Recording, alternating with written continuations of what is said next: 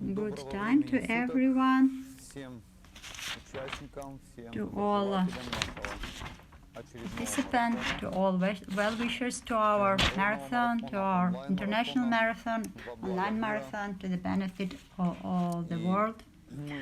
We are studying scriptures because it is a time has come, the time of big changes, and that is why we really want to value, to fill with something value and important.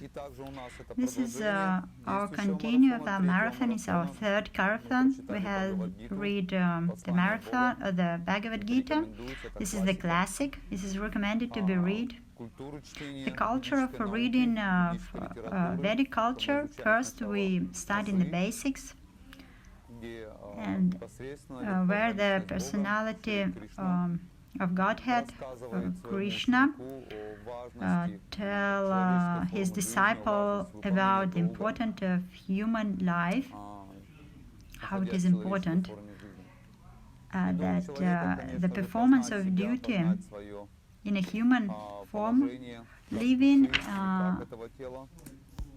is the duty of a human is to understand himself, to understand his position like a soul. This is the purpose of our human life. All us we know from the experience, we can see how fast the time is running. It's very important to fill our life with some very important remembering of our time, some valued subjects.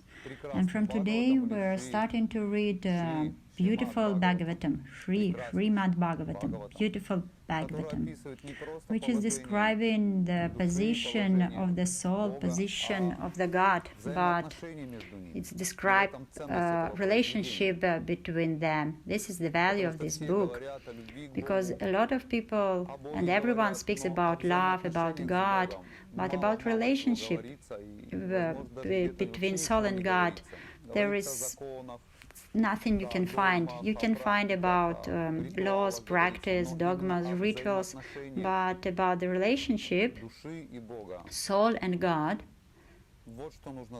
this is what the person has to know, because this is the most value, the most important part of our life to recognize, because our nature is like that we really always want to have a relationship, how all beings has a relationship, a man and human, with man with woman, parents with their child, woman with man, neighbors between each other, dog with nature, different plants. We have relationship with the politics, with economics, with science. People have built their relationship with government relationships. How it is like that? Why it is like that? It's because the soul has always relationship with the God, and with this relationship are weak and they breaking up, then the soul start to find something new to fill up this emptiness. And in this material world, which hasn't been built for the soul we need a spiritual world. The material world has here because we have our here material desires, and that's why we gets into the ocean of ignorance. We have only here oblivion here. The people doesn't know anything. A lot of people doesn't know about God. They knew only that it exists, but some of them they didn't even know about Him. But intelligent people understand that behind this is some high power. The power in the Bhagavatam and Srimad Bhagavatam is telling about itself. It says about living beings, about the process, about how we establish this relationship between gods. The Srimad Bhagavatam speaks a lot about these relationships, and that what we're going to do in our next 12 days is what we will do. we will get into the reading Srimad Bhagavatam. And this Srimad Bhagavatam is translated by His Mercy Arche Bhaktivedanta Swami Srila Prabhupada, His Divine Grace. This grace manifested that He can tell for us what was hidden from West people, even from people from East. It has been hidden because people thought that this is only just a casual literature, some interesting one. But Srila Prabhupada opened Srimad Bhagavatam like a science of relationship. And that is why we offer our gratefulness and our reverence for His work. That one, no one can do something like He did for us. He translated Srimad Bhagavatam from Sanskrit to English. He gave translation to the verses and also the commands, because without these commands we cannot understand. It's impossible for us to understand Srimad Bhagavatam. But our reading, it will be only text, not even Sanskrits, and no commands. And this we will leave to all people. It will be their personal investment, his own responsibility to read the commands of Srimad Bhagavatam. We will read as much as 18,000 verses. We will read deeply, and also we'll have interactive with special guests, and we will have meetings with disciples of Srila Prabhupada. They will speak about how Srimad Bhagavatam manifested in their lives, and they will speak about relationship with Srila Prabhupada. It will be as much as important part of our reading, because it is not so much people on the planet, disciples of Srila Prabhupada, and it is our luck to have this communication with them through internet. The disciples of Srila Prabhupada are very unusual personalities. Even the people who saw Srila Prabhupada is unusual personalities, but there's some of them who are disciples. This is very unusual personal, and they have dedicated their lives for preaching consciousness of God. So they're very, very unusual personalities. So we will get this communication with them through internet during the marathon. So now let's start our reading. This is very exciting. A lot of people has waiting for that, but we have read 1 month ago, we have read Srimad Bhagavatam, and most of people, they had a sweet taste of reading Srimad Bhagavatam, because it says like it's a candy that is sweet like a candy. From even you can start to read from the beginning, from the middle. It doesn't matter. It's the same like from which side you lick the candy, it always will be sweet.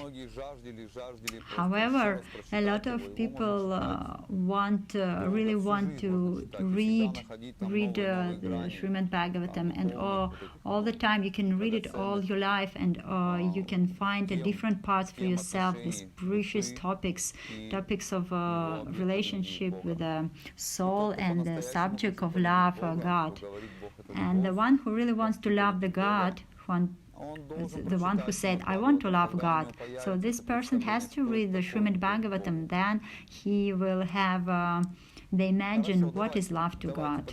So, okay, let's chant some mantras and start our reading. Om Namo Bhagavate Vasudevaya. Om Namo Bhagavate Vasudevaya. Om Namo Bhagavate Vasudevaya. Narayana Namaskritya Naram Chiva Narottamam Devim Sarasvatim Vyasam Tatojaya Mudirayet Nashta Prayeshva Bhadrishu Nityam Bhagavata Sevaya Bhagavati Uttama Shloke Bhaktir Bhavati Naistiki.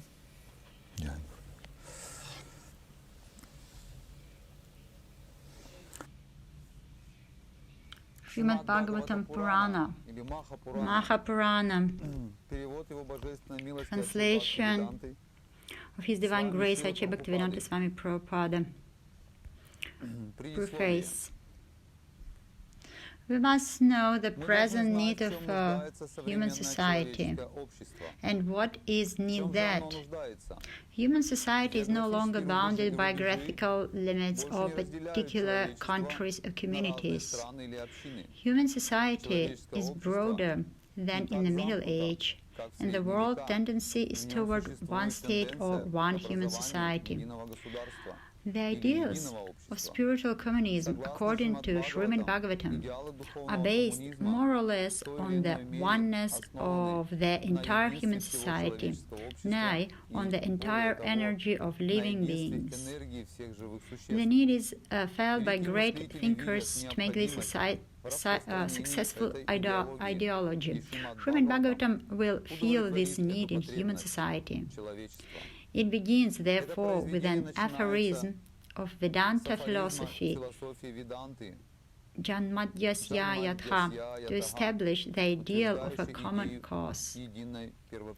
Human society at the present moment is not in the darkness of oblivion.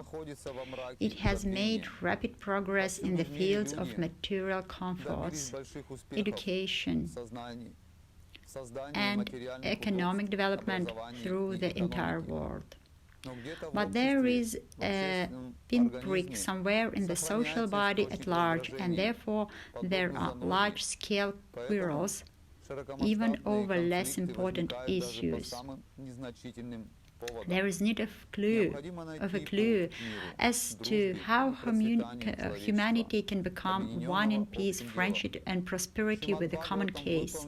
Srimad Bhagavatam will feel this need, for it is a cultural presentation for the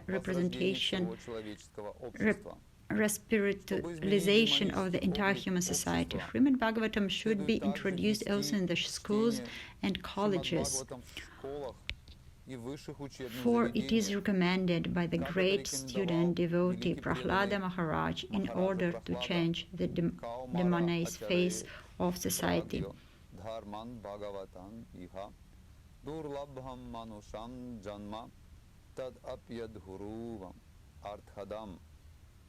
Bhagavatam 761. Translation of the text we have read.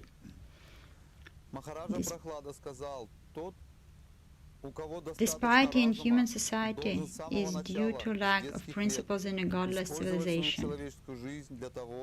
There is God, or there Almighty One, from whom everything emanates, by whom everything is maintained, and in whom everything is merged to rest. Material science has tried to find the ultimate source of creation very influentially, but it is a fact that there is one ultimate source of everything that be. This ultimate source is explained rationally and authoritatively in the beautiful Bhagavatam, or Srimad Bhagavatam. И в которого все возвращается на покой, существует. Попытки материалистической науки обнаружить изначальную причину творения не привели к успеху, однако такая единая причина, первоисточник всего сущего, несомненно существует. Логичное и авторитетное описание этого изначального источника всего сущего содержится прекрасном Бхагаватам или Srimad Bhagavatam. Srimad Bhagavatam is the transcendental science not only for knowing the ultimate source of everything, but also for knowing our relation with Him and our duty toward perfection of the human society on the basis of this perfect knowledge. It is powerful reading matter in the Sanskrit language, and it is now rendered into English elaborately, so that simply by a careful reading one will know God perfectly well. So much so that the reader will be sufficiently educated to defend himself from the onslaught or atheists. Over and above this, the reader will be able to convert others to accepting God as a concert principle. Srimad Bhagavatam begins with the definition of the ultimate source. It is a bona fide commentary on the Vedanta Sutra by the same author Srila Vasudeva, and gradually it develops into 9 cantos up to the highlight state of God realizations. The only difficulty one needs to study this great book of transcendental knowledge is to proceed step by step, cautionally, and not jump forward haphazardly up with an ordinary book. It should be gone through chapter by chapter, one after another. The reading matter is so arranged with the original Sanskrit text, its English transliteration, synonyms, translations, and purports, so that one is sure to become a God-realized soul in the end of finishing the first 9 cantos. The 10th canto is distinct from the first 9 cantos because it deals directly with the transcendental activities of the personality of Godhead, Sri Krishna. One will be enabled to capture the effects of the 10th canto without going through the first 9 cantos. The book is complete in 12 cantos, each independent, but it is good for all to read them in small installments, one after another. I must admit my frailties in presenting Srimad Bhagavatam, but still I am hopeful of its good reception by the thinkers and leaders of society of the strength of the following statement of Srimad Bhagavatam.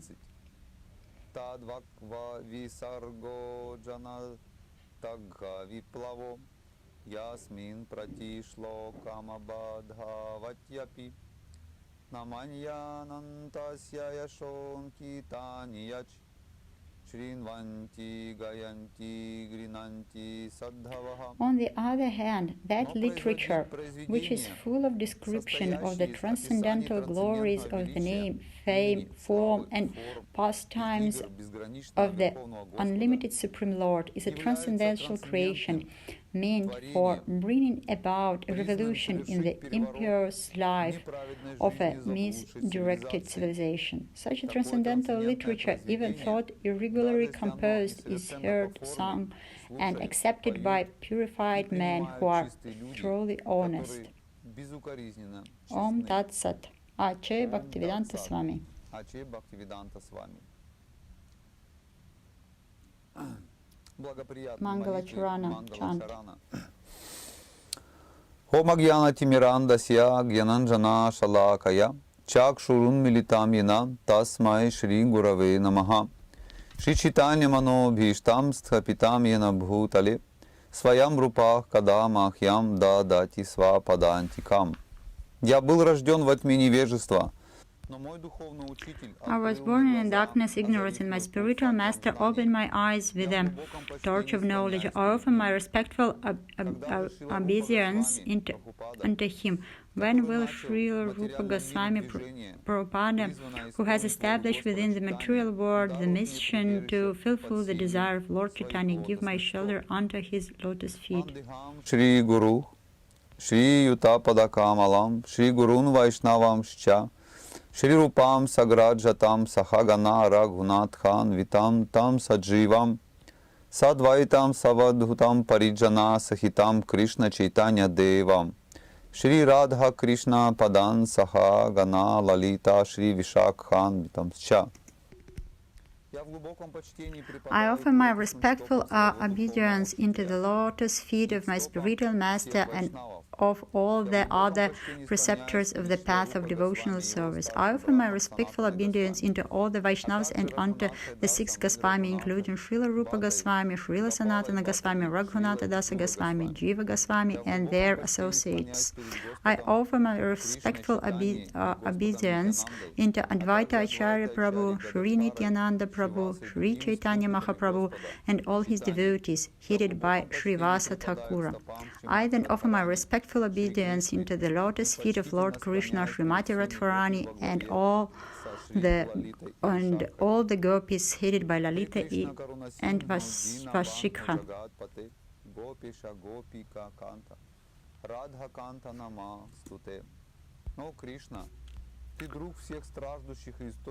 Oh, my dear Krishna, ocean of mercy, you are the friend of the distressed and the source of creation. You are the master of the cowherd man and the lover of the gopis, especially Radharani. I offer my respectful obedience into you.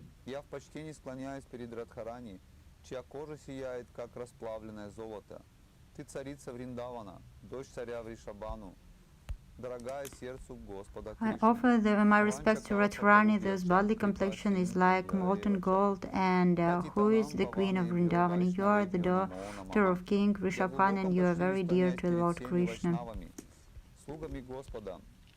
I offer my respectful obedience into all the Vaishnavas, devotees of the Lord. They are just like desired trees who can fulfill the desire of everyone, and they are full of compassion for all the fallen conditional soul.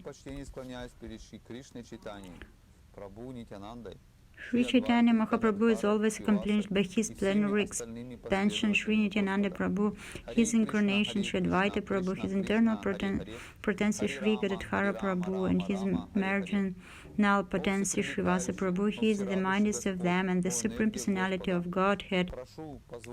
O Lord, or energy of the Lord, please engage me in your service. This was chanting. We always read them, always before, to have mercy of Godhead and from all our acharyas in our parampara. And it is important to have a right mood, so we had all mercy, so we can start.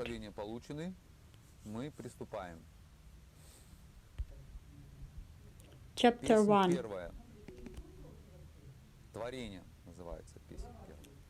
Creation. Srimad Bhagavatam,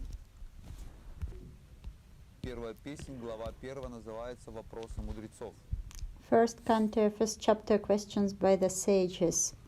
O my Lord, Sri Krishna, son of Vasudeva, O all-preventing personality of Godhead, I offer my respectful obedience unto you. I meditate upon Lord Sri Krishna because he is the absolute truth and the primeval cause of all causes of the creation, sustenance and destruction of the manifested universes.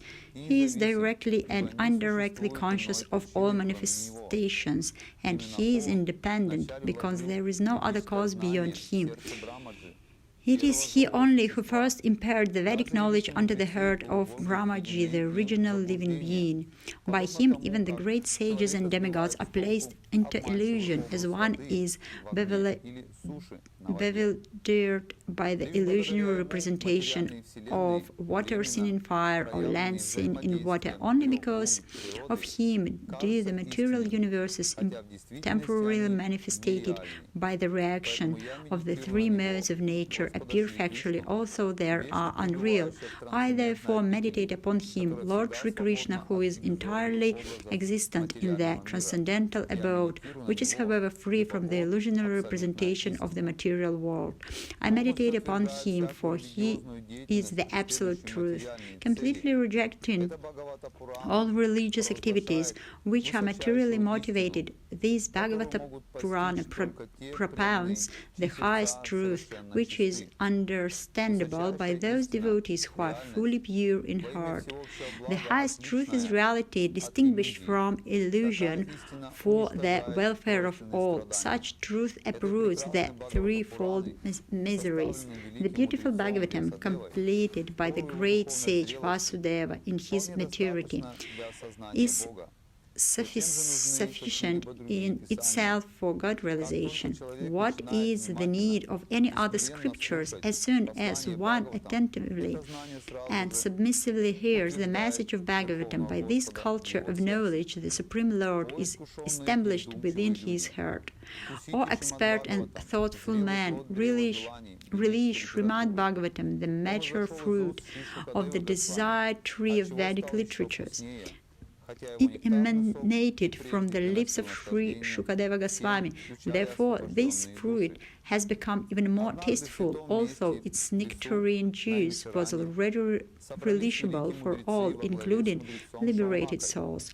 Once, in a holy place in the forest of Naimisharanya, great sages, headed by the sage Shaunaka, assembled to perform a great 1,000-year sacrifice for the satisfaction of the Lord and his devotees. One day, after finishing their morning duties by burning a sacrificial fire and offering a seat of esteem to Srila Sutta Goswami, the great sages made inquiries with great respect about the following matters. The sage said, "Respected Sutta Goswami, you are completely free from all vice. You are well versed in all the scriptures famous for religious life, and in the Puranas and in the histories as well. For you have gone through them under proper guidance and have also explained them. Being the eldest learned Vedantist, O Sutta Goswami, you are acquainted with the knowledge of Vasudeva, who is the incarnation of Godhead. And you also know other sages who are fully versed in all kinds of physical and metaphysical knowledge. And because you are submissive, your spiritual masters have endowed you with all the flowers bestowed upon a gentle disciple. Therefore, you can tell us all that you have scientifically learned from them. Please, therefore, being blessed with many years, explain to us in an easy and understandable way what you have ascertained to be the absolute and ultimate good for the people in general. O learned one, in this iron age of Kali, men almost always have but short lives. They are quarrelsome, lazy, misguided, unlucky, and above all, always disturbed.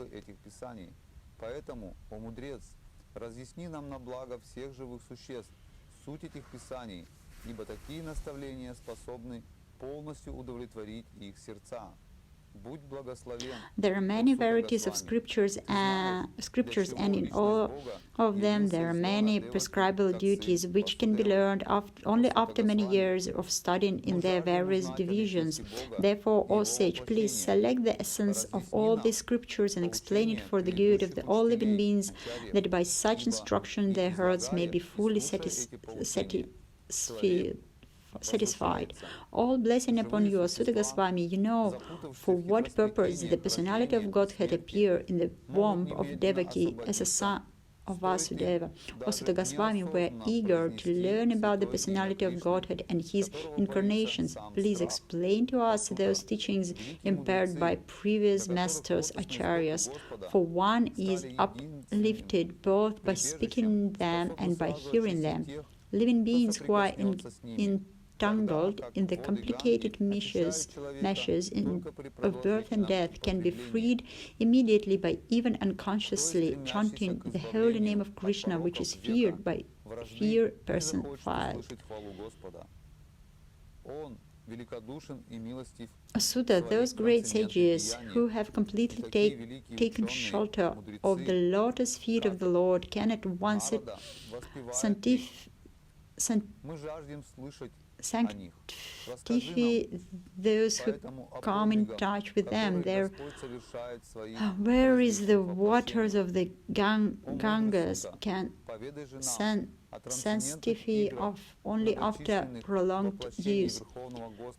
Who is there desiring deliverance from the vices of the age of quarrel? Who is not willing to hear the virtuous glories of the Lord. These transcendental acts, the magnificent and gracious and great learned sages like Narada sing of them. Please, therefore, speak to us, who are eager to hear about the adventures he performs in his various incarnations. O wise Sutta, please narrate to us the transcendental pastimates of the Supreme Godhead's multi-incarnations, such auspicious adventures and pastimes of the Lord, the Supreme Controller, that performed by His internal power. He never tired of hearing the transcendental pastime of the Personality of Godhead, who is glorified by humans and prayers. Those who have developed a taste for transcendental relationships with Him relish hearing of His pastimes at every moment. Lord Sri Krishna, the Personality of Godhead, along with Balarama, played like a human being, and so must he performed many superhuman acts. Knowing well that the age of Kali has already begun, we are assembled here in this holy place to hear at great length the transcendental message of Godhead, and in this way perform sacrifice. We think that we have met your goodness by the will of providence, just so that we may accept you as captain of the ship for those who desire to cross the difficult ocean of Kali, which deteriorates all the good qualities of a human being. Since Sri Krishna, the Absolute Truth, the Master of all mystic powers, has departed for his own abode, please tell us to whom the religious principles have now gone for shelter. Chapter 2. Divinate and Divine Service.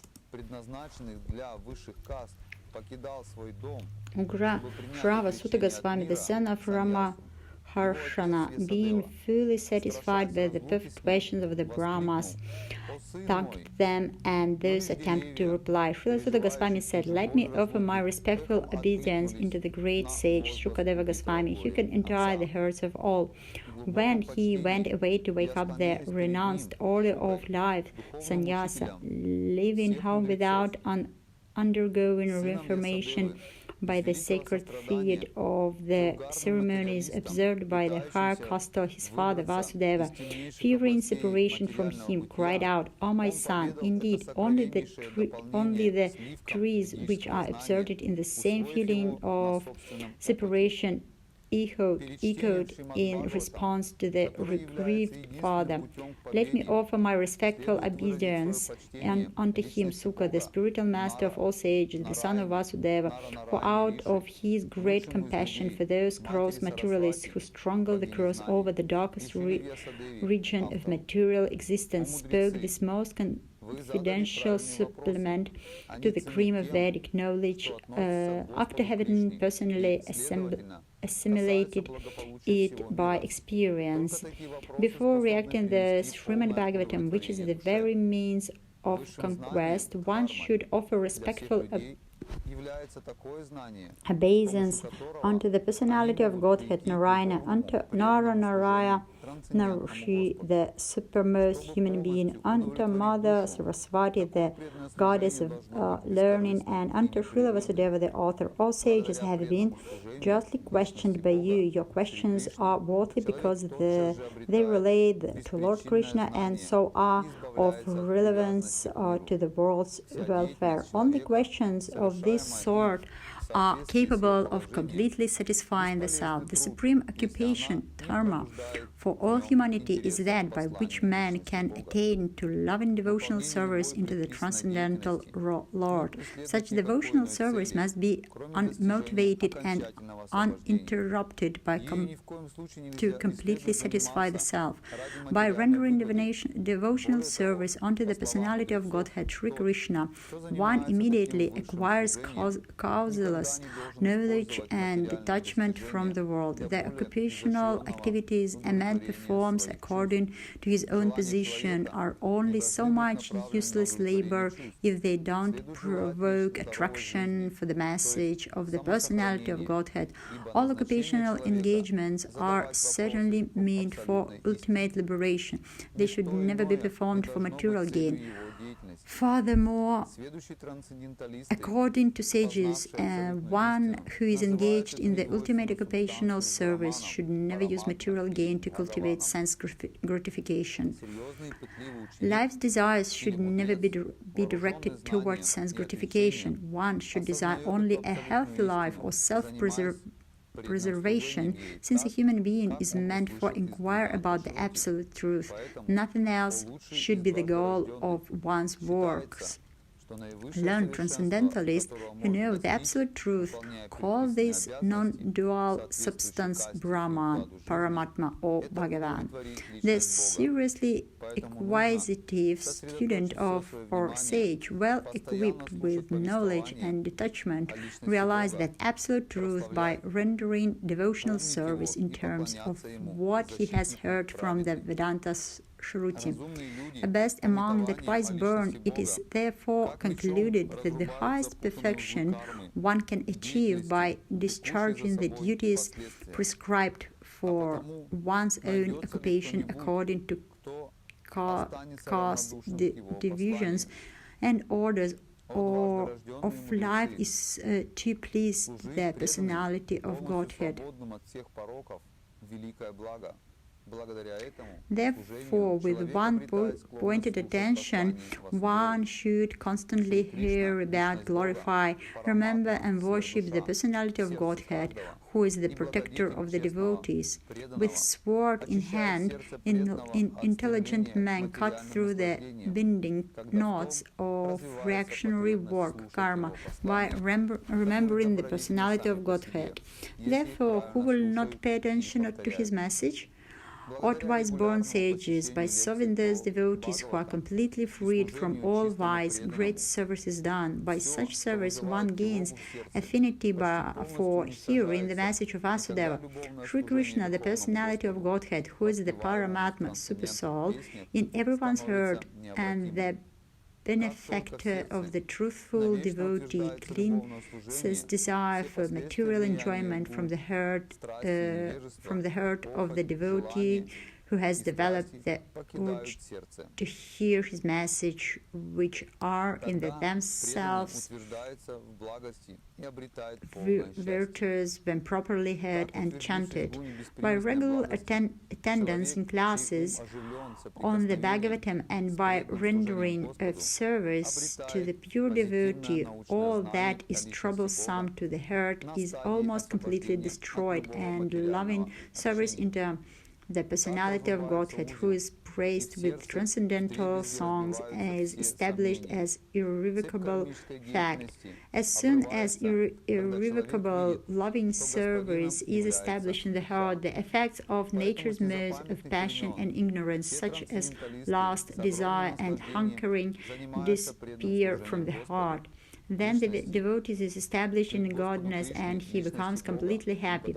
Thus established in the mode of unloyal godness, the man whose mind has been enlivened by contact with devotional service to the Lord gains positive scientific knowledge of the personality of Godhead in the stage of liberation from all material association. Thus the knot in the heart is pierced, and all misgivings are cut to pieces. The chain of fruitive action is terminated when one sees the self of Master. Certainly, therefore, since the immoral and transcendentalists have been rendering devotional service to Lord Krishna, the personality of Godhead, with great delight, because such devotional service is enlivening to the self. The transcendental personality of Godhead is indirectly associated with the three modes of material nature, namely passion, godness, and ignorance. And just for the material world's creation, maintenance, and destruction, he accepts the three qualitative forms of Brahma, Vishnu, and Shiva. Of these three, all human beings can derive ultimate benefit from Vishnu, the form of the quality of godness. Firewood is a transformation of earth, but smoke is better than the raw wood, and fire is still better, For by fire we can derive the benefits of superior knowledge through Vedic sacrifices. Similarly, passion, rajas, is better than ignorance, tamas, but godness, sattva, is best because by godness one can come to realize the absolute truth. Previously, all the great sages rendered service under the personality of Godhead due to his existence above the three modes of material nature. They worshipped him to become free from material conditions and thus derive the ultimate benefit.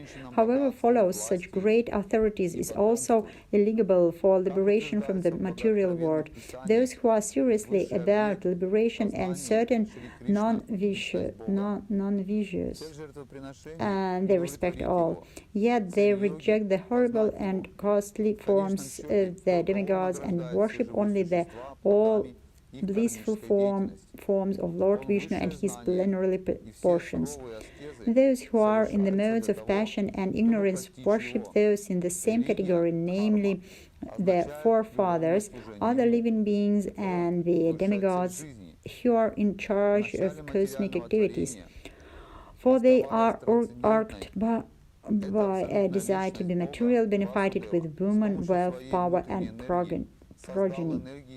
In the revelated scriptures, the ultimate object of knowledge is Sri Krishna, the personality of Godhead. The purpose of performing sacrifice is to please him. Yoga is for realizing him. All fruitive activities are ultimately rewarded by him only. He is supreme knowledge, and all severe austerities are performed to know him. Religion, dharma, is rendering loving service unto him. He is the supreme goal of life.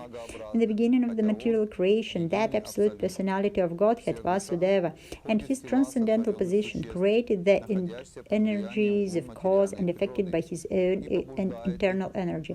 After creating the material substance, the Lord Vasudeva expands himself and enters into it. And although he is within the material modes of nature and appears to be one of the created beings, he is always fully enlightened in his transcendental position. The Lord, as Supersoul, pervades all things just as fire permeates wood, and so he is appeared to be of many varieties. Though he is the absolute one without a second, the Supreme Soul enters into the bodies of the created beings who are influenced by the modes of material nature and causes them to enjoy the effects of these modes by the subtle mind.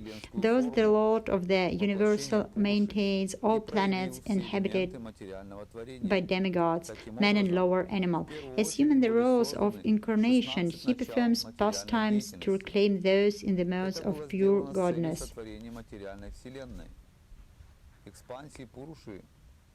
Chapter 3. Krishna is the source of all incarnations.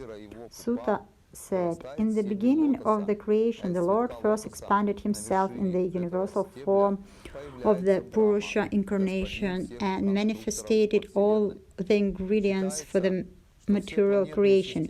And thus at first there was the creation of the 16 principles of material action. This was for the purpose of creating the material universes. A part of the Purusha lies down within the water of the universe. From the navel lake of his body sprouts a lotus stem, and from the lotus flower stops this stem Brahma, the master of all engineers in the universe, becomes manifest. It is believed that all the universal planetary system are situated on the extensive body of the Purusha, but he has nothing to do with the created material ingredients. His body is internally in spiritual existence par excellence. The devotees, with their perfect eyes, see the transcendental form of the Purusha, who has thousands of legs, things, arms, and faces, all extraordinary. In that body there are thousands of heads, ears, eyes, and noses. They are decorated with thousands of helmets and glowing earrings and are adorned with garlands. This formed the second manifestation of the Purusha in the source and indestructible seed of multifarious incarnation within the universe. From the particles and portions of this form, different living entities like demigods, men, and others are created. First of all, in the beginning of creation, there were the 4 unmarried sons of Brahma, the Kumaras, who, being situated in a row of celibacy, underwent severe austerities for realization of the absolute truth. The supreme enjoyer of all sacrifice accepted the incarnation of a boar, the second incarnation, and for the welfare of the earth he lifted the earth from the nether regions of the universe. In the millennium of this Rish, the personality of God had accepted the third empowered incarnation in the form of Deva Shinarada, who is a great sage among the demigods. He collected expositions of the Vedas which deal with the devotional service and which inspire non-fruitive actions. In the fourth incarnation, the Lord became Nara and Narayana, the twin sons of the wife of King Dharma. Those he undertook severe and exemplary penances to control the senses. The fifth incarnation, named Lord Kapila, is foremost among perfected beings. He gave an exposition of the creative elements and mythicals to Asura Brahmana, for in course of time this knowledge had been lost. The sixth incarnation of the Purusha was the son of the sage Atri. He was born from the womb of Anasuya, who prayed for an incarnation. He spoke on the subject of transcendental to Al-Raka, Prahlada, and others, Yadu, Haihaya, etc. The seventh incarnation was Yujna, the son of Prajapati Ruchi and his wife Akuti. He controlled the period during the change of the Svayambhava Manu and was assisted by demigods such as his son Yama. The eighth incarnation was King Shabha, son of King Nabhi, and his wife Marudevi. In this incarnation, the Lord showed the path of perfection, which is followed by those who have fully controlled their sense and who are honored by all orders of life. A Brahmans, in the ninth incarnation, the Lord, prayed by the sages, accepted the body of a king, Prithu, who cultivated the land to yield various produce, and for that reason the earth was beautiful and attractive. When there was a complete inundation after the period of the Chakshusha Manu, and the whole world was deep within water, the Lord accepted the form of a fish and protected by Vasvata Manu, keeping him up on a boat. The 11th incarnation of the Lord took the form of a tortoise whose shell served as a pivot for the Mandarachala hill, which was being used as a churning rod by the theists and atheists of the universe. In the 12th incarnation, the Lord appeared as Dhanvantari, and in the 13th he allured the atheists by the charming beauty of women and gave nectar to the demigods to drink. In the 14th incarnation, the Lord appeared as Nrsimha and bifurcated by the strong body of the atheist Hiranyakashipu with his nails, just as a carpenter pierces cane. In the 15th incarnation, the Lord assumed the form of a dwarf Brahma, Vamana. and visited the arena of sacrifice arranged by Maharaj Bali. Also, at 30, he was willing to regain the kingdom of the three planetary system. He simply asked for a donation of 3 steps of land. In the 6th incarnation of the Godhead, the Lord annihilated the administrative class, Kshatriyas, 21 times, being angry with them because of their rebellion against the Brahmans, the intelligent class. Therefore, in the 17th incarnation of Godhead, Sri Vasudeva appeared in the womb of Satyavati through Parashara Muni, and he divided the one Veda into several branches and sub-branches, seeing that the people in general were less intelligent. In the 18th incarnation, the Lord appeared as King Rama in order to perform some pleasing work for the demigods. He exhibited his superhuman power by controlling the Indian Ocean and then killing the atheist King Ravana, who was on the other side of the sea. In the 19th and 20th incarnation, the Lord advented himself as Lord Balarama and Lord Krishna in the family of Rishi, the Yadu dynasty. And by so doing, he removed the border of the world. Then, in the beginning of Kali Yuga, the Lord will appear as Lord Buddha, the son of Anjana in the province of Gaya, just for the purpose of deluding those who are envious in the faithful theist. Thereafter, in the conjunctions of 2 yugas, the Lord of the creation will take his birth in the Kalki incarnation and become the son of Vishnu Yasha. At this time, almost all the rulers of the earth will have degenerated into plunderers. O Brahmas, the incarnation of the Lord are innumerable, like rivulets flowing from an inexhaustible sources of water. All the 3 Manus, demigods, and descendants of Manu, who are spicely powerful and plenary portions of the plenary portion of the Lord. This also includes the Prajapatis. All of the above-mentioned incarnations are either plenary portions or portions of the plenary portions of the Lord. But Lord Sri Krishna is the original personality of Godhead. All of them appear on planets whenever there is a disturbance created by the atheist. The Lord incarnates to protect the theists. However, carefully recites the mysterious appearance of the Lord with devotion in the morning and in the evening, gets relief from all miseries of life. The conception of the Virat universe form of the Lord as appearing in the material world as imaginary. It is an enable the less intelligent to adjust to the idea of the Lord's having form, but actually the Lord has no material form. Clouds and dust are carried by the air, but less intelligent persons say that the sky is cloudy and the air is dirty. Similarly, they also plant material bodily conception on the spirit self.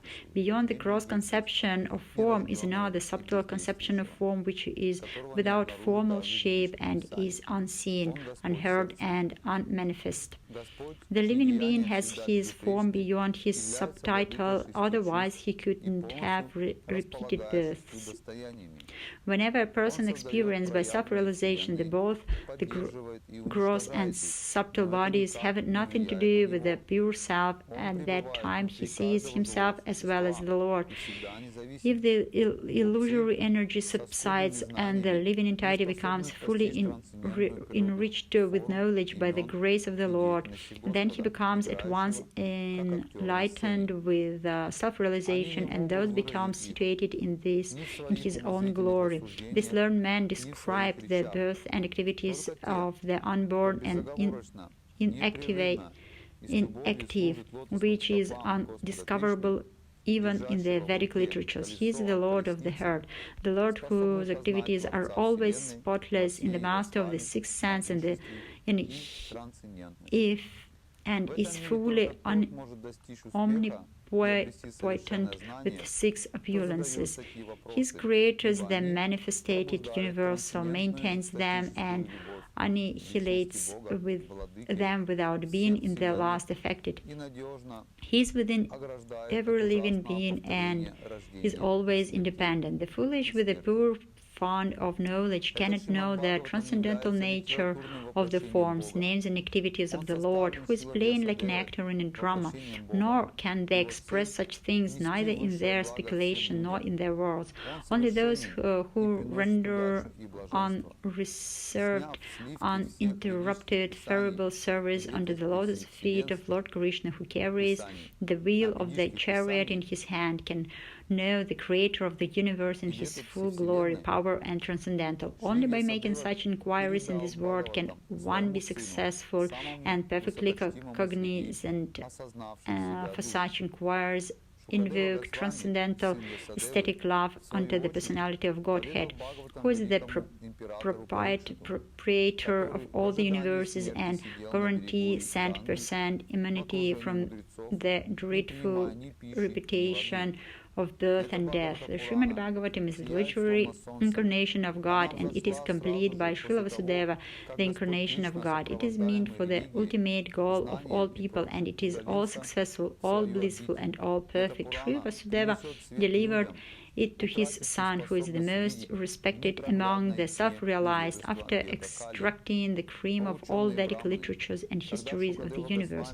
Shukadeva Goswami, the son of Vasudeva, is in his turn delivered the Bhagavatam to the great Emperor Parikshit, who sat surrounded by sages on the bank of the Ganges, awaiting death without taking food or drink. The Bhagavata Purana is brilliant as the sun and has arisen just after the departure of Lord Krishna to his own abode, accompanied by religious knowledge, etc. Persons who have lost their vision due to the dense darkness of ignorance in the age of Kali shall get light from this Purana.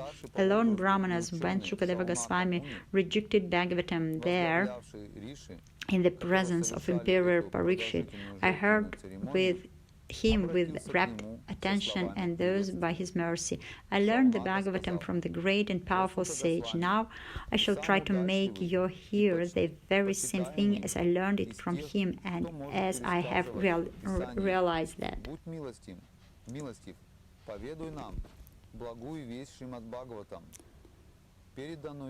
Chapter 4. The appearance of Sri Narada. Vasudeva said, "Oh, hearing Suta Goswami speak thus, Shaunaka Muni, who was the elderly learned leader of all the rishis, engaged in the prolonged sacrificial ceremony, congratulated Suta Goswami by addressing him as follows. Shaunaka said, "O Suta Goswami, you are the most fortunate and respected of all those who can speak and recite. Please relate the pious message of Srimad Bhagavatam, which was spoken by the great and powerful sage Shukadeva Goswami. In what period and at what place was this first begun, and why was this taken up? From where did Krishna Vipayana Vyasa, the great sage, get the inspiration to compile this literature? His, Vasudeva's son, was a great devotee and equibalanced monist whose mind was always concentrated in monism. He was transcendental to mundane activities, but being unexposed, he appeared like an ignorant person. While Sri Vasudeva was following his son, beautiful young damsels who were bathing naked covered their bodies with clothes. Although Sri Vasudeva himself was not naked, but they had not done so when his son had passed. The sage inquired about this, and the young ladies replied that his son was purified, and when looking at them made no distinction between male and female, but the sage made such distinctions. How was he, Srila Shukadeva, the son of Vyasa, recognized by the citizens when he entered the city of Hastinapur, now Delhi, after wandering in the province of Kuru and Jangala appearing like a madman, dumb and retarded. How did it so happen that King Parikshit met this great sage, making it possible for this great transcendental essence of the Vedas, Bhagavatam, to be sung to him? He, Shukadeva Goswami, was accustomed to stay at the door of a householder only long enough for a cow to be milked, and he did this just to sanctify the residence. It is said that Maharaja Parikshit is a great first-class devotee of the Lord and that his birth and activities are all wonderful. Please tell us about him. He was a great emperor and possessed all the opulences of his acquired kingdom. He was so exalted that he was increasing the prestige of the Pandu dynasty. Why did he give up everything to sit down on the bank of the Ganges and fast until death? He was such a great emperor that all his enemies would come and bow down at his feet and surrender their wealth for their own benefit. He was full of youth and strength, and he possessed kingly opulence that were difficult to give up. Why did he want to give up everything, including his life? Those who are devoted to the cause of the personality of Godhead live only for the welfare, development, and happiness of others. They don't live for any selfish interests. So even though the Emperor Parikshit was free from all attachment to worldly possessions, how could he give up his mortal body, which was the shelter for others? We know that you are the expert in the meaning of all subjects except some portions of the Vedas, and thus you can clearly explain the answers to all the questions we have just put to you. Suta Goswami said, when the second millennium overlapped the third, the great sage Vasudeva was born to Parashara in the womb of Satyavati, the daughter of Vasu. Once upon a time, he, Vasudeva, as the sun rose, took his morning ablution in the water of the Saraswati and sat alone to concentrate. The great sage Vasudeva saw anomalies in the duties of the millennium. This happens to the earth in different ages due to the unseen force of time. The great sage, who was fully equipped in knowledge, could see through his transcendental vision the determination of everything material due to the influence of the sage. He could also see that faithless people in general would be reduced in duration of life and would be impatient due to lack of godness. Thus he contemplated for the welfare of men in statuses and orders of life. He saw that the sacrifice mentioned in the Vedas were means by which the people's occupations could be purified. And to simplify the process, he divided the one Veda into four in order to expand them among men. The four divisions of the original sources of knowledge, the Vedas, were made separately. But the historical fact and authentic stories mentioned in the Puranas are called the fifth Veda. After the Vedas were divided into four divisions, Palashi became the professor of the Rig Veda, Jamini, the professor of the Samaveda, and the Vaishampayana alone became glorified by the Ajurveda. The Sumanutu Muni Angira, who was very devotedly engaged, was interested with the Atharva Veda, and my father Ramaharshana was entrusted with the Puranas and historical records. All these learned scholars in their turn rendered their entrusted Vedas unto their disciples, grandsons and great-grandsons, and those the respective branches of the followers of the Vedas coming into being. Thus, the great sage Vasudeva, who is very kind to the ignorant masses, edited the Vedas so they might be assimilated by less intellectual men. Out of compassion, the great sage thought it wise that this would enable man to achieve the ultimate goal of life. And this he compiled the great historical narration called the Mahabharata for women, laborers, and friends of the twice-born. The twice-born Brahman, still, his mind wasn't satisfied, although he engaged himself in working for the total welfare of all people. Thus the sage, being dissatisfied at heart, at once began to reflect, because he knew the essence of religion, and he said within himself, I have under strict disciplinary vows unpretentiously worshipped the Vedas, the spiritual master, and the altar of sacrifice. I have also abided by their rulings and have shown the importance of disciplic succession through the explanation of the Mahabharata, by which even women, Shudras, and others, friends of twice-born, can see the path of religion. I am feeling incomplete through I myself am fully equipped with everything required by the Vedas. This may be because I didn't specify point of the divination service of the Lord, which is dear both to perfect beings and to the infallible Lord. As mentioned before, Narada reached the cottage of Krishna Dvipayana Vyasa on the banks of the Saraswati, just as Vasudeva was greeting his defected.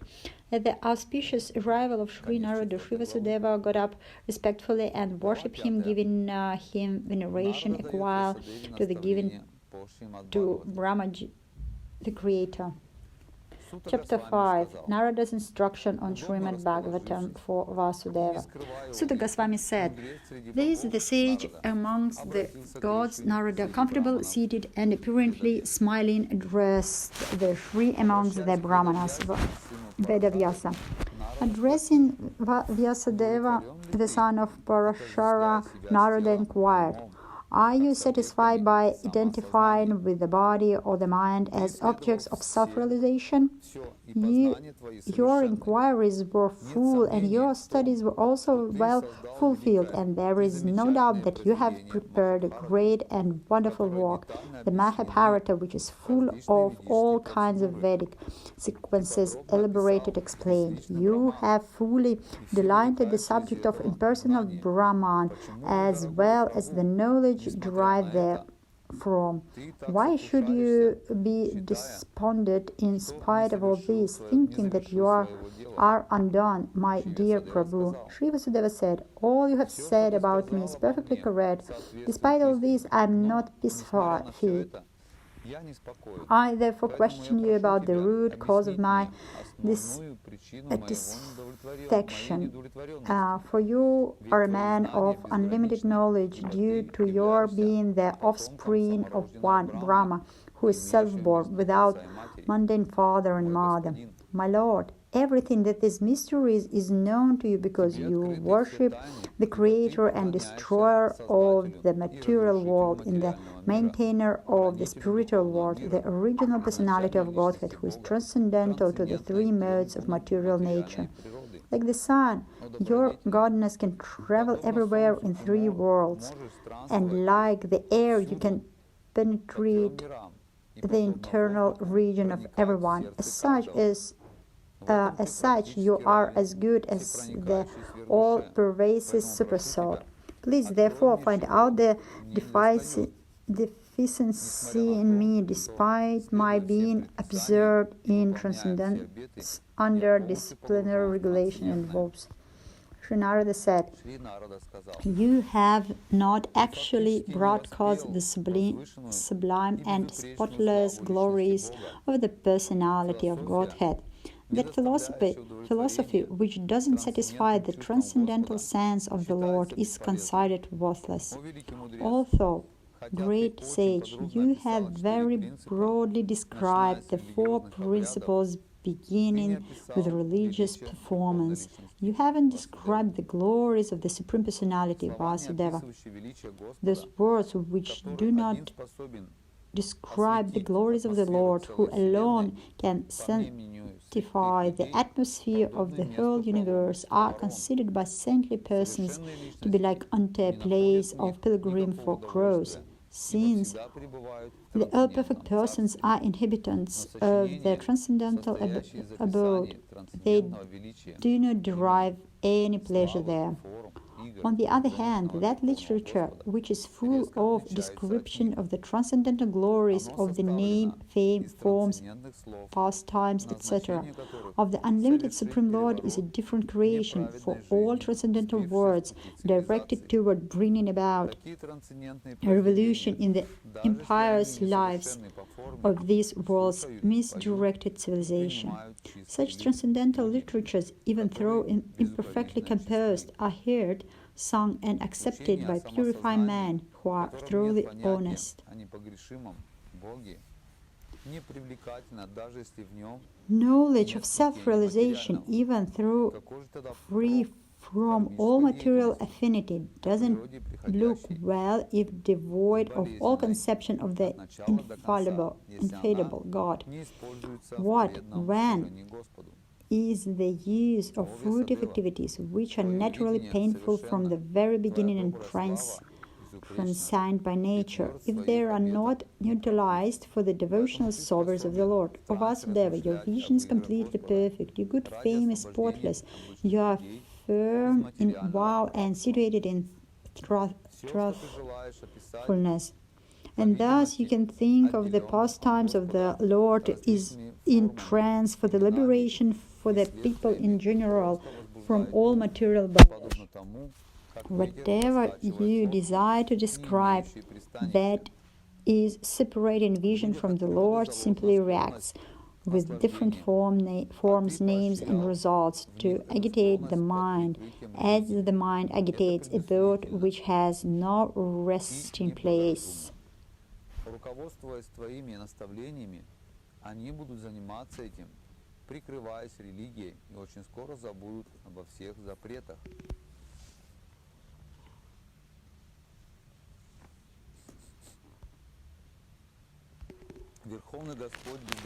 The people in general are naturally inclined to enjoy, and you have encouraged them in that way in the name of religion. This is very condemned and is quite unreasonable, because they guided under your instruction, they will accept such activities in the name of religion and will hardly care for prohibitions. The Supreme Lord is unlimited. Only a very expert personality, retired from the activities of material happiness, desires to understand his knowledge of spiritual values. Therefore, those who are not so well situated due to material attachment should be shown the ways of transcendental realization by your godness through descriptions of the transcendental activities of the Supreme Lord. One who has forsaken his material occupations to engage in the devotional service of the Lord may sometimes fall down while in an immature stage, yet there is no danger of his being unsuccessful. On the other hand, a non-devotee, though fully engaged in occupation duties, doesn't gain anything.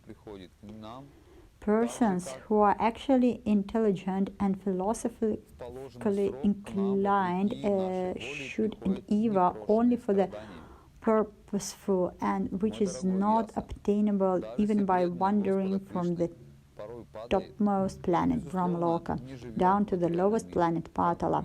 As far as happiness derived from sense enjoyment in concern, it can be obtained automatically in course of time, just as in course of time we obtain miseries even though we do not desire them. My dear Vyasa, even though a devotee of Lord Krishna sometimes falls down somehow or other, he certainly doesn't undergo material existence like others, fruity workers, etc. Because a person who has once relished the taste of the lotus feet of the Lord can do nothing but remember the ecstasy again and again.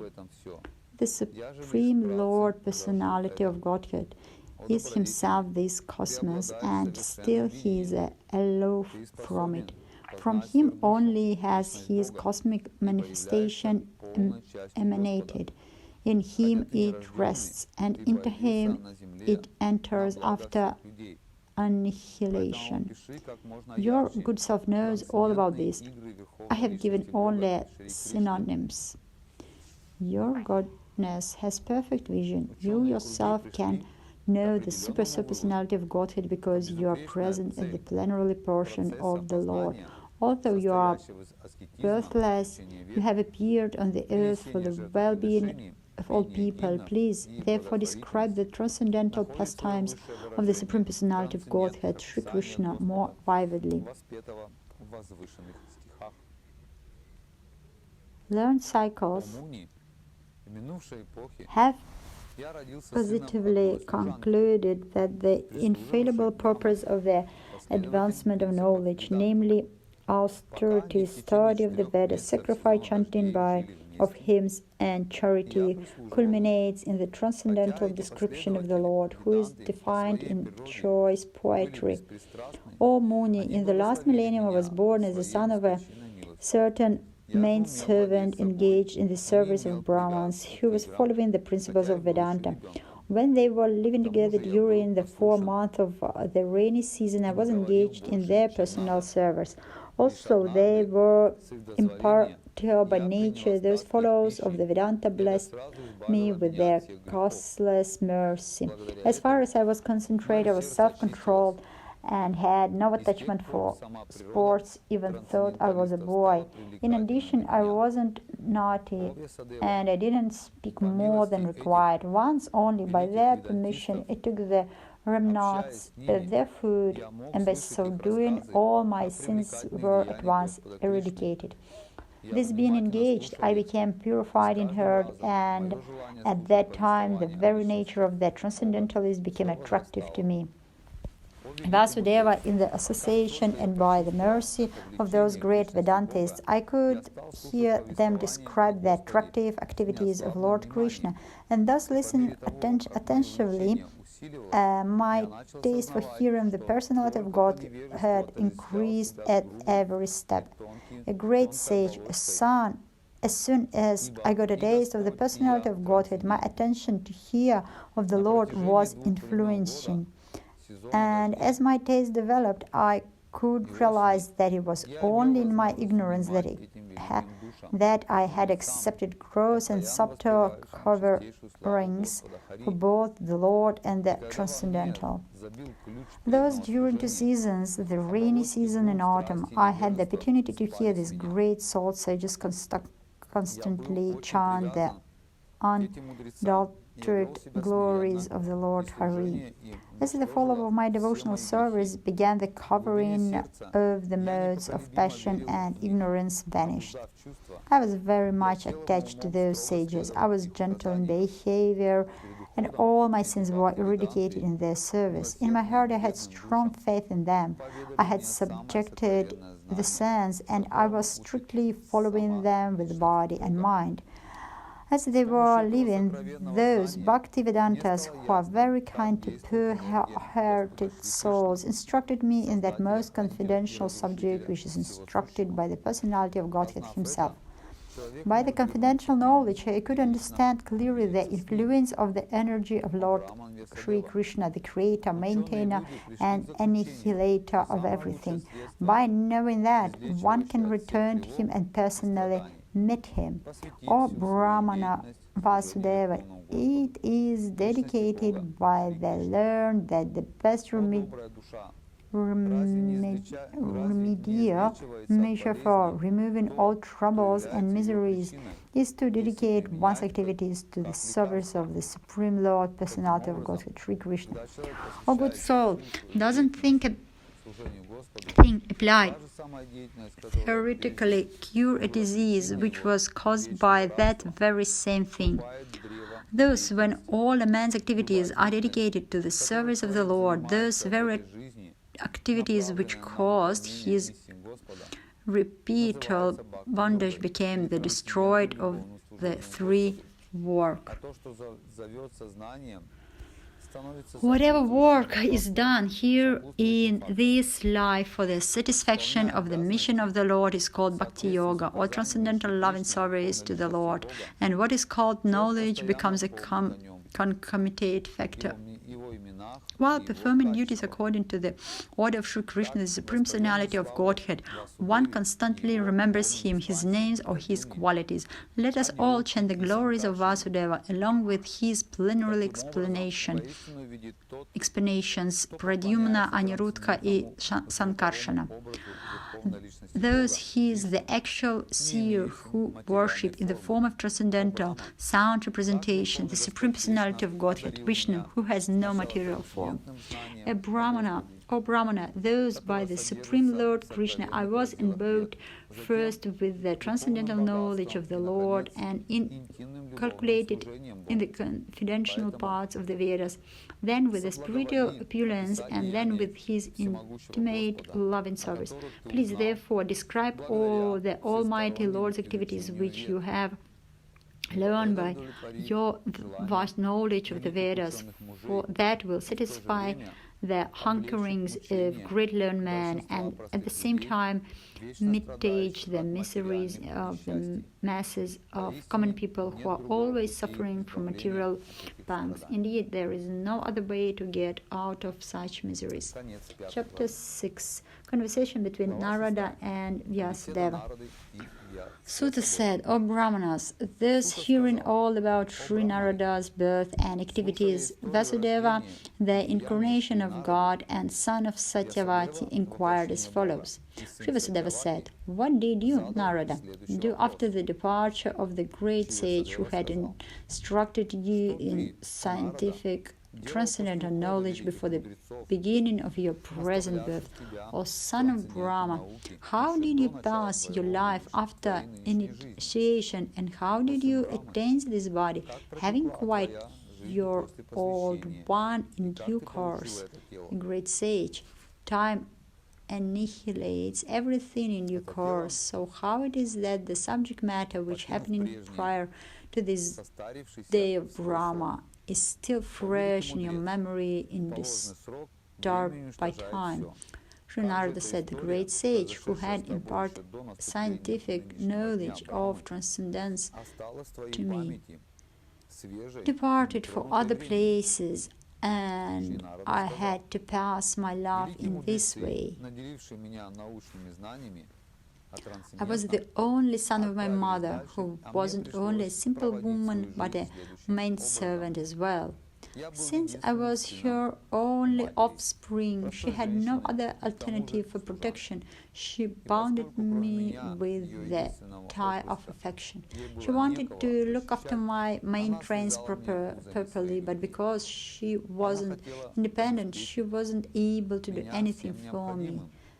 The world is under the full control of the Supreme Lord. Therefore, everyone is like a wooden doll in the hands of a puppet master.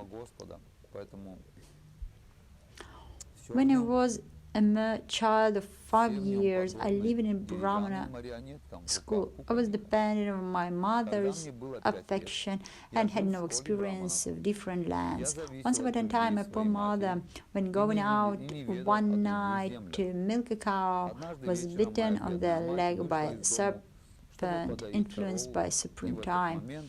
I took this as a special mercy of the Lord, who always desires benediction for His devotees, and so thinking, I started for the north. After my departure, I passed through many flourishing metropolises, towns, villages, animal farms, mines, agricultural lands, valleys, flower gardens, nursery gardens, and natural forests.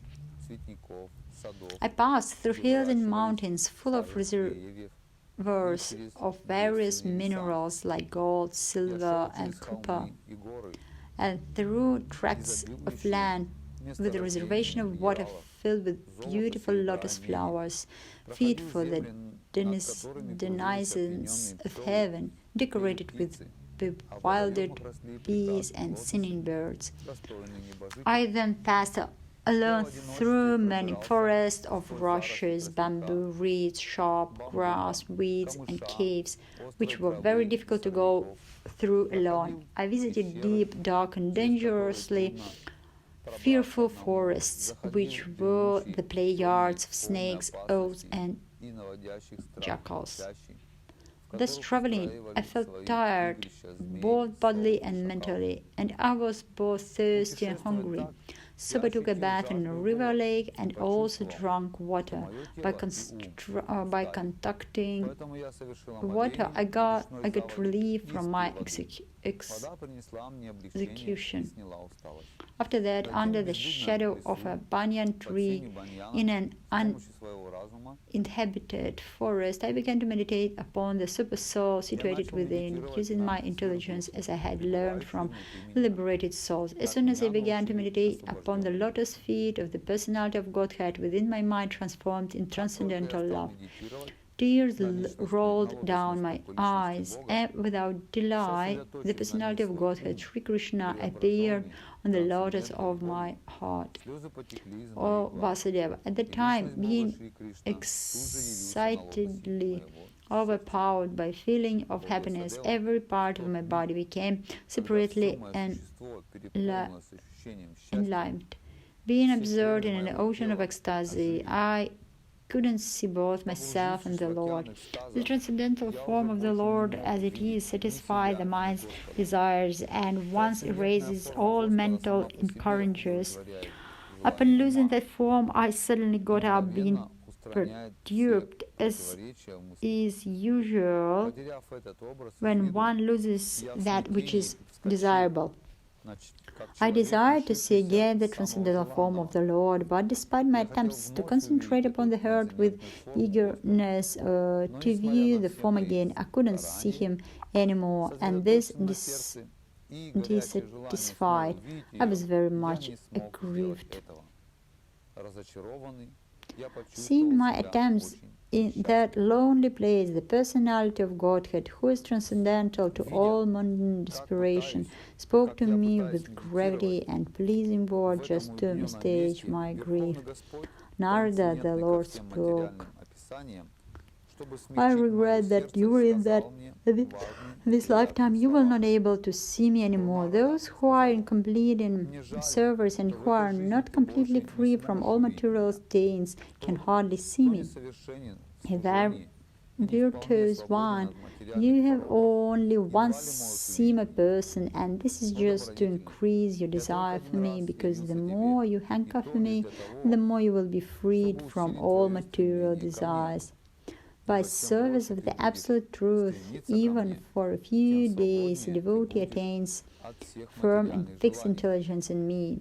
Consequently, he goes to become my associate in the transcendental world after giving up the present deplorable material world. Intelligent, engaged in my devotional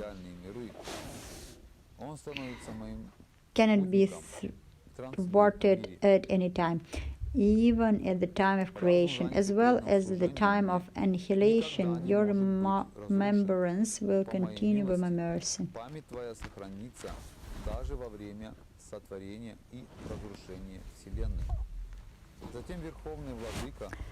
Then the Supreme Authority personified by sound and unseen by eyes, but most beautiful, stopped speaking. Feeling a sense of gratitude, I offered my obeisance into him, bowing my head.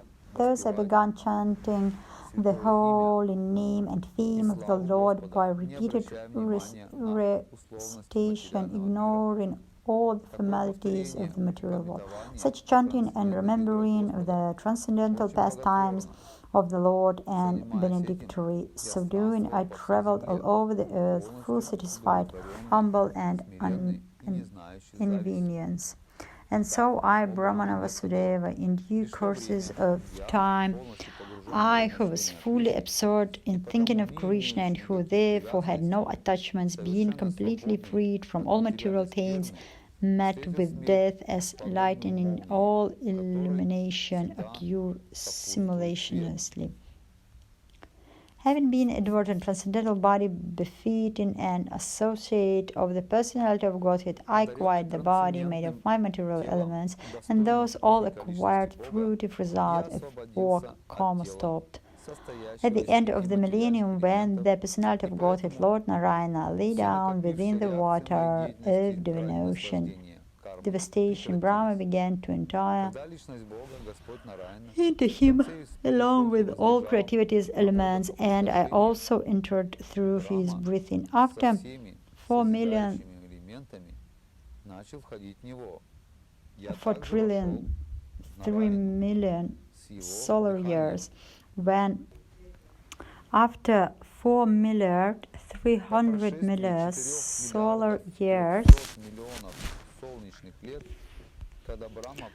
when Brahma awoke to create again by the will of the Lord, all the fish like Marichi, Angira, Atri, and so on were created from the transcendental body of the Lord, and I also appeared along with them.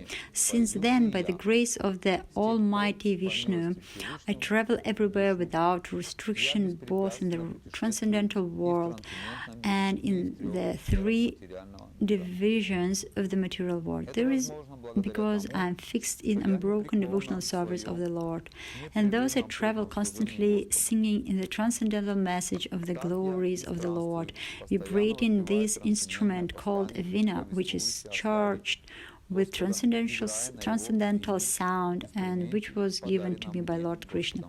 The Supreme Lord Sri Krishna, whose glories and activities are pleasing to hear, at once appears on the seat of my heart, as I called for as soon as I began to chant his holy activities. It is personally experienced by me that those who are always full of cares and anxiety due to desiring contact of the sense with their object can cross the ocean of nescence of the most suitable boat, the constant chanting of the transcendental activities for the personality of Godhead. It is true that by practicing restraint of the sense by the yoga system, one can get relief from the disturbance of desire and lust, but this is not sufficient to give satisfaction to the soul, for this satisfaction is derived from devotional service to the personality of Godhead. O Vasudeva, you are freed from all sins. Thus I have explained my birth and activities for self-realization, as you asked, and this will be conducive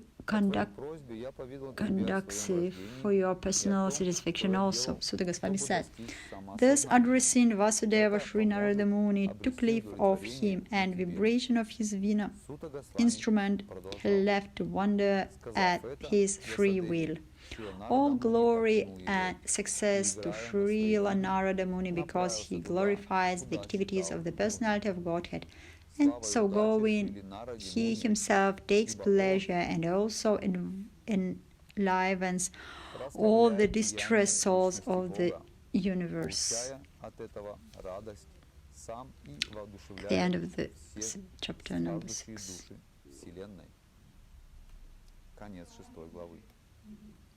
Chapter 7.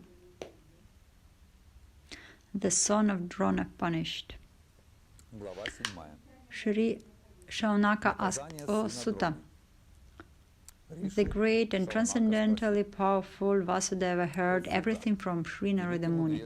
So after Narada's departure, what did Vasudeva do? Sri Sutta said, on the western bank of the river Saraswati, which is intimately related with the Vedas, there is a cottage for meditation of Shyama Prasa, which enlivens the transcendental activities of the sage.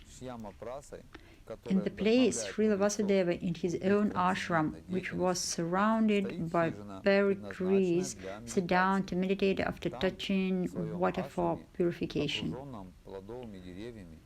Thus he fixed his mind, perfectly engaging in by linking it in devotional service, bhakti yoga, without any tingle of materialism, and thus he saw the absolute personality of Godhead along with his external energy, which was under full control.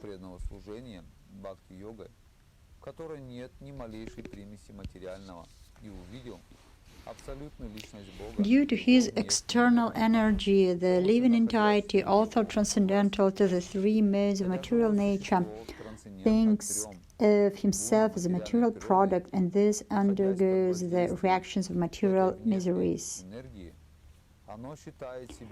The material miseries of the living entity, which are superfluous to him, can be directly mitigated by the linking process of devotional service.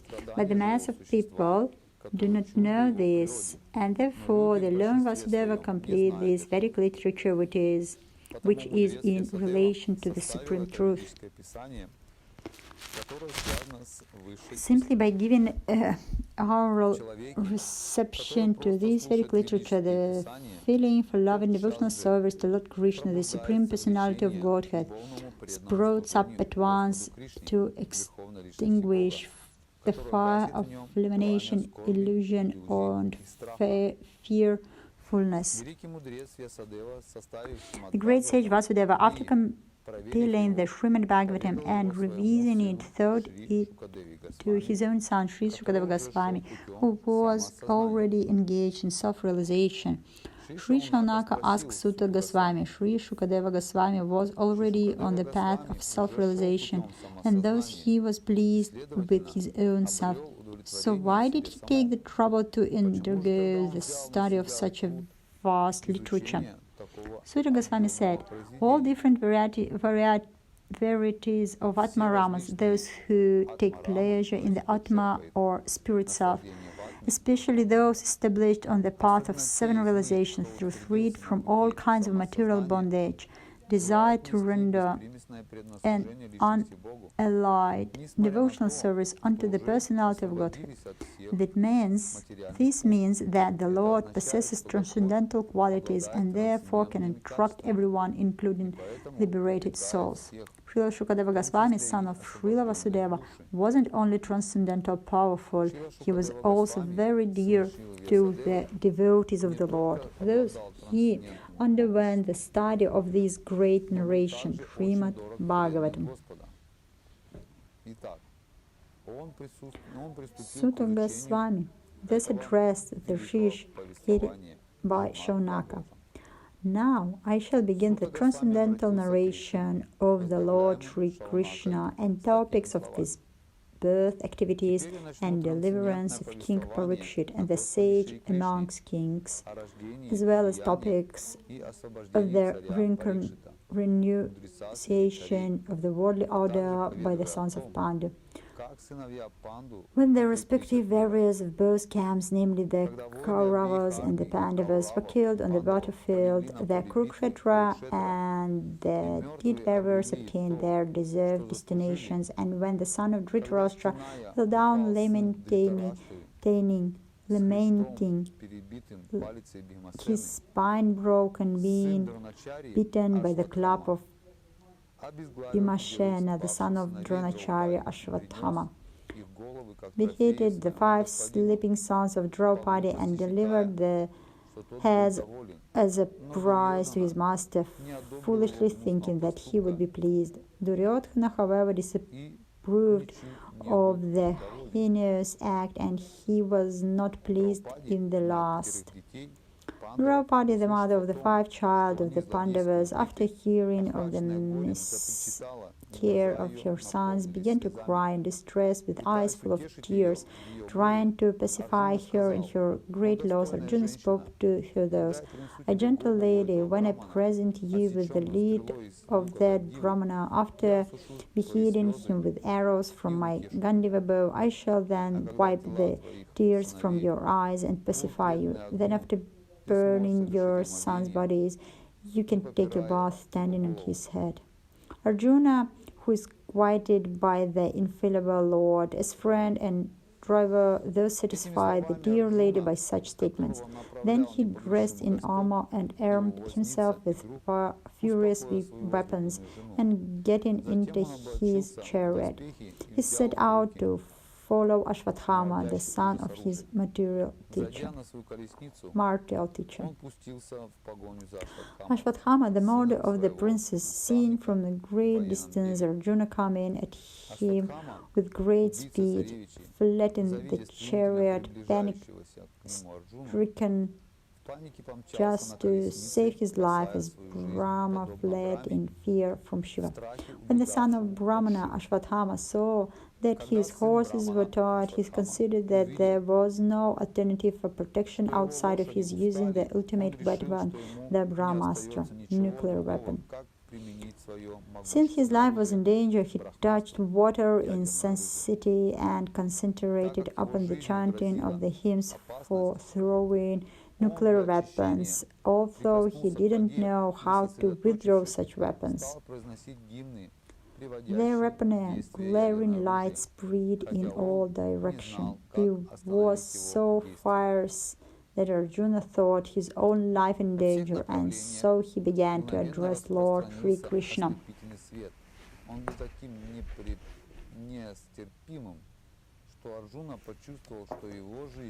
Arjuna said, "O my Lord Sri Krishna, you are the Almighty Personality of Godhead. There is no limit to your different energies. Therefore, only you are competent to instill fearlessness in the heart of your devotees. Everyone in the flames of material miseries can find the path of liberation in you only. You are the original personality of Godhead who expands himself all over the creation, and it's transcendental to material energy. You have caused away the effects of the material energy by dint of your spiritual potency. You are always situated in internal bliss and transcendental knowledge. And yet, though you are beyond the purview of the material energy, you execute the four principles of revelation characterized by religion and so on for the ultimate good of the conditioned souls.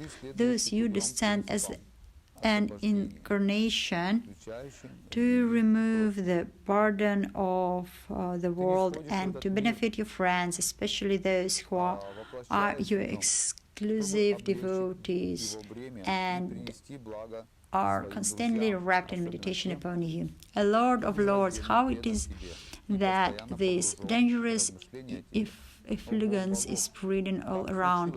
Where does it come from? I do not understand it. The Supreme Personality of Godhead said, "Now from me that this is the act of the son of Drona.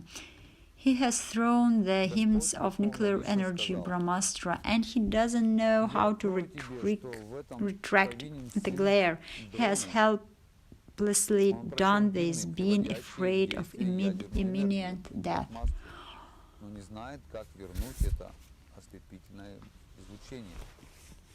Arjuna, only another Brahmastra can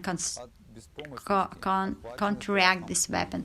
Since you are expert in the military science, subdue this weapon's glare with the power of your own weapon, Sri Suta Goswami said.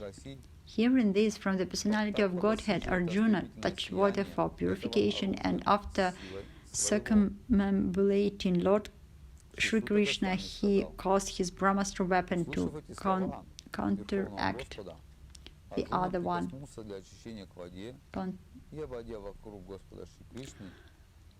When the rays of the two Brahmastras combined, a great circle of fire, like the disk of the sun, covered all outer space and the whole firmament of planets.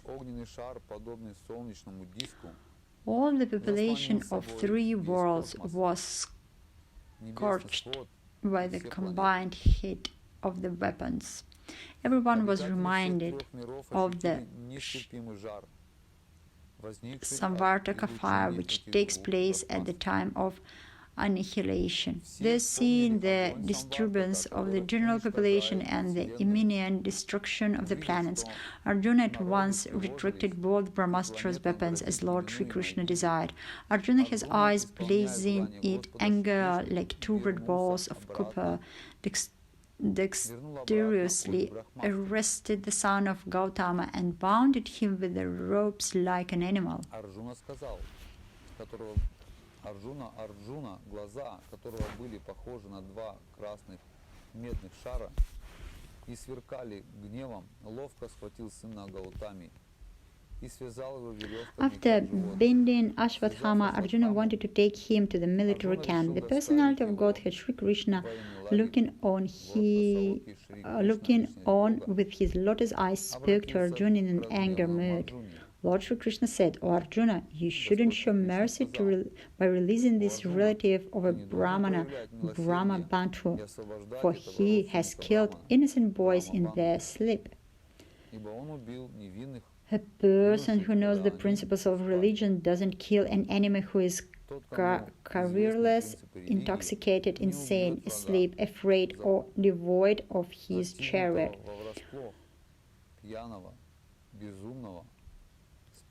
Nor does he kill a boy, a woman, a foolish creature, or a surrendered soul.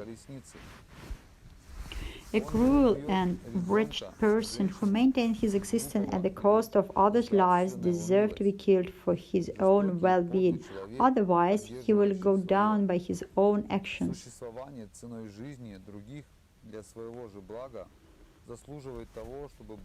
Furthermore, I have personally heard you promise Draupadi that you would bring forth the head of the killer of your sons. This man is an assassin and murderer of your own family members. Not only that, but he has also dissatisfied his master. He is but the burnt remains of his family. Kill him immediately. Suta Goswami said, also Krishna, who was examining Arjuna in religion, encouraged Arjuna to kill the son of Dronacharya. Arjuna, a great soul, didn't like the idea of killing him, although Ashwatthama was a heinous murderer of Arjuna's family members.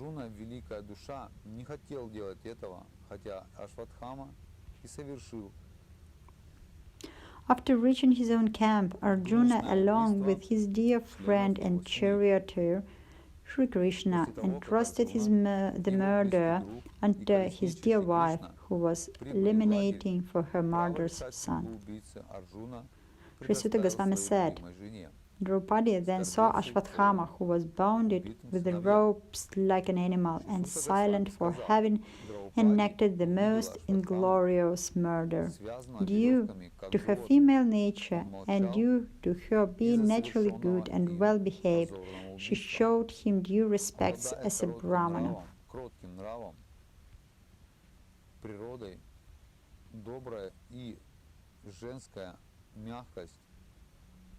Женской мягкостью, обладая кротким нравом, природной добротой и женской мягкостью. She couldn't tolerate Ashwatthama's being bounded by ropes and being a devoted lady. She said, release him, for he is a Brahmana, our spiritual master. It was by Dronacharya's mercy that you learned the military art of throwing arrows and the conditional art of controlling weapons. He, Dronacharya, is certainly still exciting, being represented by his son. His wife, Kripi, didn't undergo a sati with him because she had a son. O most fortunate one who know the principles of religion, it is not good for you to cause grief to gloriously family members who are always respectable and worshipful. My Lord, do not make the wife of Dronacharya cry like me. I am aggrieved for the death of my sons. She need not cry constantly like me. If the kingly administrative order, being under strict incense control, offends the Brahmana order and enrage them, then the fire of the rage burns up the whole body of the royal family and bring grief upon them all. So the Goswami said, O Brahmanas, King Yudhishthira fully supported the statement of the queen, which were in accordance with the principle of religious and just-filled, glorious, full of mercy and equity, and without duplicity. Nakula and Shukadeva, the younger brother of the king, and also Satyaka, Arjuna, and the personality of Godhead, Lord Sri Krishna, son of Devaki, and the leads and other all unanimously agreed with the king. Bhima, however, angrily disagreed with them and recommended killing his culprit who had murdered sleeping children for no purpose and for neither his nor his master's interests.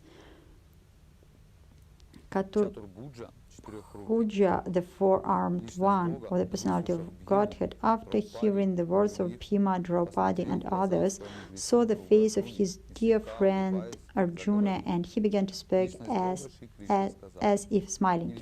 The personality of Godhead, Sri Krishna said, "A friend of Brahmana is not to be killed, but if he is an aggressor, he must be killed. All these rulings are in the scriptures, and you should act accordingly. You have to fulfill your promise to your wife, and you must also act to the satisfaction of Bhimasena and me." Sutta Goswami said. Just then Arjuna could understand the motive of the Lord. He, by his equivocal orders and those with his sword, he severed both hair and jewel from the head of Ashvatthama. Here Ashvatthama has already lost his bodily luster due to infanticide, and now moreover, having lost the jewel from his head, he lost even more strength. Thus he was unwound and driven out of the camp, cutting the hair from his head, depriving him of his wealth, and driving him from the residence and the prescribed punishment for the relative of a Brahmana. There is no injunction for killing the body. Thereafter, the sons of Pandu and Draupadi, overwhelmed with grief, performed the proper rituals for the dead bodies of their relatives. The end of the 7th chapter.